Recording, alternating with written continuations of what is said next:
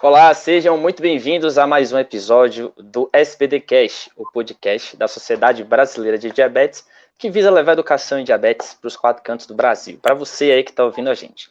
Hoje o nosso tema é diabetes tipulada, é um dos tipos aí de diabetes que a gente ouve falar, mas fica com a pulga atrás da orelha, né? O que é isso? Será que eu tenho isso? Como que eu sei? Será que eu tenho isso aí? Bom, eu sou Fred Prado, tenho diabetes tipo 1 há mais de 10 anos, conduzo as redes sociais Vida de Diabético, e quem está comigo, mais uma vez, é o Dr. Fernando Valente, médico endocrinologista, professor universitário, que tanto nos ajuda aqui a entender e simplificar os mais diversos temas. Dr. Fernando, mais uma vez, obrigado pelo seu tempo, e vamos falar sobre esse tema importante aí. E aí, Fred, tudo bem? Prazer te ver mais uma vez. Tudo massa, tô aqui para aprender um bocado, que esse tema me interessa muito. A galera sempre pergunta bastante nas redes sociais. Vamos lá. A gente aprende também bastante, né? Com todos vocês que vivem diariamente com isso, é um aprendizado muito grande. Vocês que nos ensinam, e a gente sempre tenta conversar de maneira a desmistificar, né? Então vamos começar pelo que é, né? O que são essas letrinhas? LADA. Você sabe? Latente autoimune, né? Pelo que eu lembro, assim. Isso, diabetes latente autoimune do adulto. Do adulto, Se você pronto. lembrar do adulto, se você lembrar das letrinhas, você já vai matar o que é. Já descomplicou. LADA, diabetes. Bom, diabetes, então, ó, o critério ali é o mesmo. Quer dizer, se tem uma glicemia de 126 ou mais no jejum, né? Ou então faz o teste lá de tolerância à glicose, a curva glicêmica, toma um açúcarzinho, 2 horas depois dá mais de 200, ou hemoglobina glicada maior ou igual a 6,5, tá? Em duas situações. É o critério do diabetes. Então, é um tipo de diabetes que é frequente, tá? Porém, acaba não sendo diagnosticado como LADA. Por quê? Porque acaba entrando no diagnóstico de diabetes tipo 2. Tá? Todo mundo acha que é diabetes tipo 2. Por quê? Porque é do adulto. Tá? E diabetes tipo 1 acaba aparecendo ali na criança, no adolescente, que é magro e começa a usar insulina. E o que não se encaixa nisso, as pessoas rotulam como diabetes tipo 2.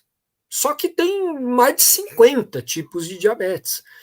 E o LADA, em alguns estudos, Fred, mostram que chega até 10% das pessoas diagnosticadas como tipo 2 podem ter LADA. Quer dizer, cada 10 pessoas que a gente vê com tipo 2, uma delas tem LADA e a gente não está sendo pode não estar sendo bem conduzida, porque o tratamento, o que vai acontecer, o prognóstico, o que esperar, tudo isso depende do tipo de diabetes, tá? Então, é fundamental saber exatamente qual é o tipo, porque senão você não está com o tratamento correto, né? E como você falou, se a pessoa é diagnosticada como DM2, ela muitas vezes vai começar ali com a insulina oral e com a medicação oral, e com o tempo ela vai tender a aquilo não funcionar, né? E ela vai ficar com hiperglicemia constante, até que seja feito lá os exames que a gente vai começar e seja diagnosticado, isso aqui não é tipo 2 não, isso aqui é tipo LADA. E é de fato interessante falar que o DM1, por mais que aconteça aí na fase da infância e da adolescência, ela também acontece em várias faixas etárias, inclusive com mais de 40 anos. E o tipo LADA, até onde sei, e aí me corrija se eu estiver errado, é muito comum acima dos 30 anos, né? 25, 30 anos de idade, que a pessoa vai lá e desenvolve. A diferença para o tipo 1, meu amigo, é que você passou mais tempo aí com a sorte de não precisar de insulinoterapia, mas você vai precisar da mesma forma. Isso, Fred, ó, vamos tentar diferenciar dos dois principais tipos, o tipo 1 e do tipo 2. Mas está no nome, de novo, está lá no nome. Tá? Então, diferentemente do tipo 2, ela é autoimune. Diabetes latente autoimune do adulto. o tipo 2 não tem autoimunidade, é um diabetes diagnosticado pela resistência, em função da resistência à insulina aumentada, em geral secundária ao ganho de peso, principalmente de gordura na barriga. Tá? O LADA é autoimune, igual ao DM1 e diferente do DM2. Então, qual é a diferença para o DM1? A diferença é que é a outra letrinha, ela é latente. Latente, diabetes latente autoimune do adulto. Então fica pelo menos, Fred, 6 meses com bom controle da glicose, sem necessidade de insulina, independente de insulina. A pessoa com diabetes tipo 1, não. Já descobre, já está lá bombando com 400, 300, emagrecendo, urinando muito, bebendo muita água. Então, o LADA não. O LADA ele é um diabetes um pouco de instalação, um pouco mais lenta, mais latente em relação ao diabetes tipo 1. Então, uma das diferenças para o DM1 é que o DM1, o início é abrupto. Você tem ali 2, 3 semanas que a pessoa tem todos os pezinhos lá, né, poliúria, polidipsia, e perda de peso, a visão fica embaçada e o início é abrupto. E aí, muitas vezes, com cetoacidose diabética, que a gente já foi alvo, inclusive, de um podcast específico. O LADA, igualzinho ao DM2, digamos assim, ele é mais lento, ele é mais gradual, né? E aí, muitas vezes, até sem medicação, como você bem falou, por isso que é confundido também, né? O início, então, ele é mais lento, não é abrupto como o DM1, diferentemente. Ele é mais lento que o diabetes tipo 1, mas mais rápido que o diabetes tipo 2. Por quê? Porque ele tem um fator agressor, ele tem autoimunidade. Diabetes latente autoimune do adulto. Ele tem autoimunidade, então ele tem um fator agressor. Só que a imunidade, Fred, a autoimunidade, ela, no diabetes tipo 1, ela se mostra mais importante. Quer dizer, em geral, Fred, a gente tem 2 ou mais autoanticorpos diferentes atacando o pâncreas da pessoa com diabetes tipo 1. E no LADA, em geral, a gente tem só um. Então, é uma autoimunidade que agride menos. Por isso, começa, em geral, a manifestar numa idade acima de 30 anos, que você colocou bem aí. Diabetes latente autoimune do adulto. Então, acima de 30 anos, que tem autoimunidade, mas que essa autoimunidade não causa uma doença tão aguda a ponto de precisar tratar imediatamente com insulina. Você pode ficar um tempo ali bem controlado, sem a necessidade de insulina exógena. E sabe, Fred, até alguns casos a gente pode até tratar com comprimido, tá? Mas não é qualquer comprimido, porque tem um comprimido, por exemplo, que é a sulfonilureia, que estimula o pâncreas a jogar insulina no sangue. Então, se a pessoa já tem autoimunidade no pâncreas, existe um pensamento aí que a gente deva evitar esse tipo de medicamento para não, talvez, ele possa acelerar a perda de reserva de produção de insulina do pâncreas. Tá? Então, chama atenção, né, por tá aí um intermediário entre o diabetes tipo 1 e o tipo 2. Lembrando que, em geral, o tipo 2 está acima do peso, o diabetes tipo 1 emagreceu lá bastante, e a pessoa com LADA, Fred, também não, se ela estiver acima do peso, não quer dizer que ela não possa ter LADA, porque é o que a gente conversou aqui numa outra ocasião. Quase 60% da população está acima do peso. Então, por que é que a pessoa com LADA também não pode aumentar o peso? Porque até mesmo que a pessoa com diabetes tipo 1, depois de sair daquela fase de descompensação, receber insulina, ela também pode engordar a ponto até de ficar acima do peso, que é um outro... Já conversamos sobre isso, né? Então, o LADA, ele também não quer dizer que não, o excesso de peso não descarta, não quer dizer que não possa ser. Então, quando a evolução é mais rápida que o diabetes tipo 2, tá? E um pouco mais lenta que o tipo 1, tá naquele meio, a gente tem que realmente pensar nessa possibilidade e aí os testes aí seriam a dosagem de anticorpo, principalmente aquele anti-GAD, tá, que o médico vai pedir, mas que até ele pode estar presente no diabetes tipo 1 também, tá? Mas lembrar, em geral, o diabetes tipo 1 ele tem 2 ou mais tipos de anticorpos. Ficou claro, Fred? E como você falou, né, além dessa diferença que a gente comentou aqui, tem os exames, né, que o pessoal sempre pergunta. Quais exames que eu sei exatamente o meu tipo de diabetes? Porque como a gente falou no início aqui, saber o seu tipo de diabetes é fundamental para que você tenha um tratamento exato, né, ideal para você. O tipo 1, os exames que o médico geralmente pede, né, são relacionados aos anticorpos lá, né, o anti-ilhota, o anti-insulina, o anti-GAD, que é o famoso aí, tem também, né, antitransportador de zinco, e tem o peptídeo C, que é relativo à produção de insulina. O do DM2 não tem esses anticorpos, né? Isso diferencia também para o LADA, ele tem esses anticorpos presentes lá, como o DM1, e ainda tem uma produçãozinha de peptídeo C ali, deve ter, às vezes pode dar até produção de peptídeo C, né? Pô, Fred, você tá estudando, hein, cara? Tô estudando, né? Tô aprendendo com você, pô. Ó, é isso que você falou, o diabetes tipo 2 é um tipo de diabetes que não é desencadeado por doença autoimune, tá?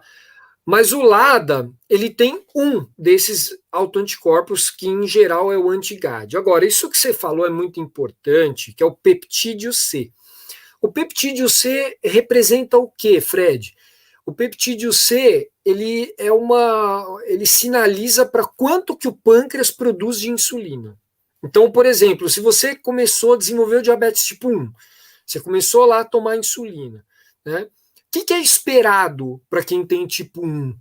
Para quem tem diabetes tipo 1, em questão ali de poucos anos, a reserva de insulina, leia-se, ou traduzindo, o peptídeo C, ele cai para um nível muito, muito baixo. Em questão ali de 3, 5 anos. Depois de 5 anos, a reserva de insulina é muito baixa no tipo 1. Tá? No tipo 2, você pega 5 anos depois que a pessoa tem o desenvolvimento do diabetes, o peptídeo C está bombando. Por quê? Porque, na verdade, ele tem insulina. A insulina só não consegue agir o suficientemente ali por conta do aumento da resistência à insulina. É claro que esse peptídeo C, ou essa reserva de insulina da pessoa com diabetes tipo 2, ela vai declinando com o passar do tempo. Afinal de contas, todos nós vamos envelhecendo, certo? Mas quanto pior a descompensação do diabetes, da hiperglicemia, do excesso de açúcar no tipo 2, mais rápido, mais acelerada essa perda, tá? Agora, o LADA, ele, da mesma forma, ele está lá no meio.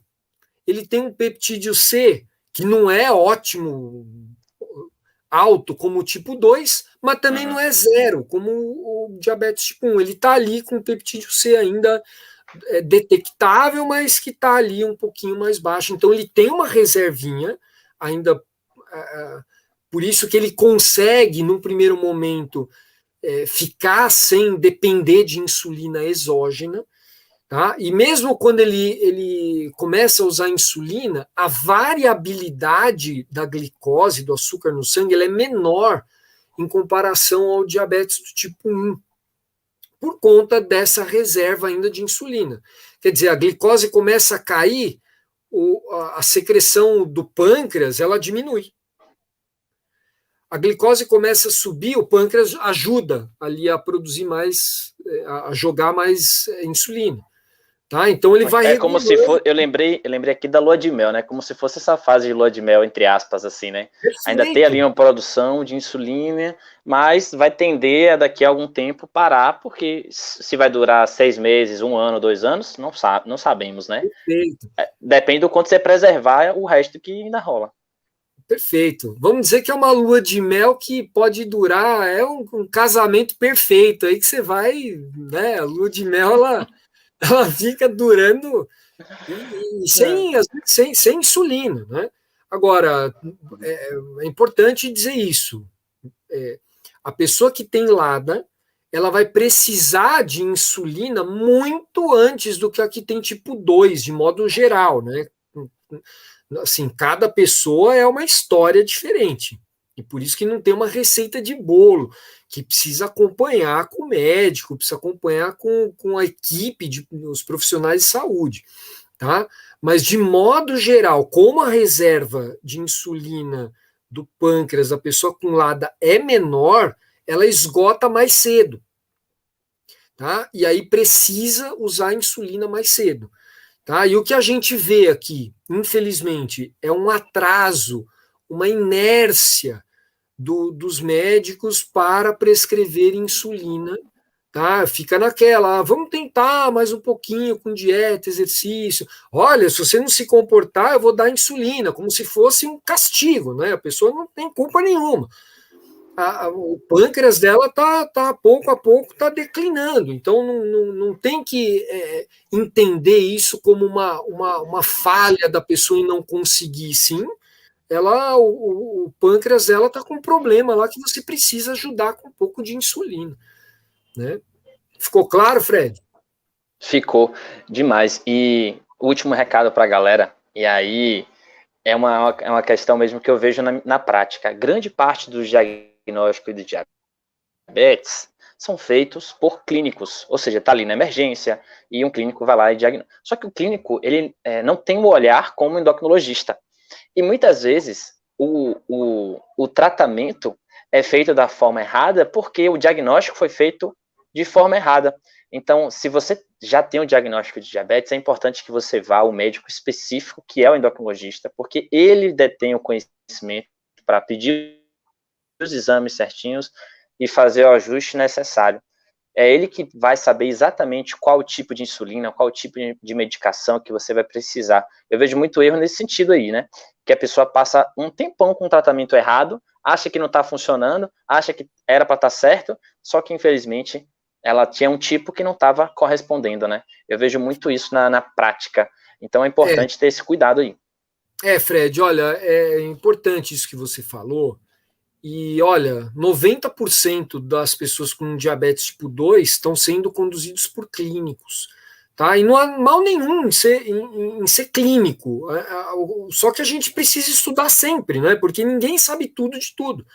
Quanto mais a gente aprofunda no assunto, inclusive, mais a gente entende daquilo, mas menos a gente entende do global. Precisa tomar cuidado. O especialista também ele começa a ficar ultra especialista, ele precisa ter uma visão global, porque é uma pessoa que está ali, não é um pâncreas. Né? É uma pessoa que está ali, tem outras, tem sentimento, tem que lidar com a psicologia, tem que entender se não tem outra doença em outro órgão, e saber os seus limites. O profissional precisa saber também, olha, se ele não está tendo habilidade para conduzir, ele realmente precisa encaminhar. Eu acho que isso é importante. O que pode chamar atenção para a possibilidade de ilada, já que você colocou aí para o clínico, né, é a presença de outras doenças autoimunes, Fred. Porque quem tem uma doença autoimune tem mais chance de ter outras.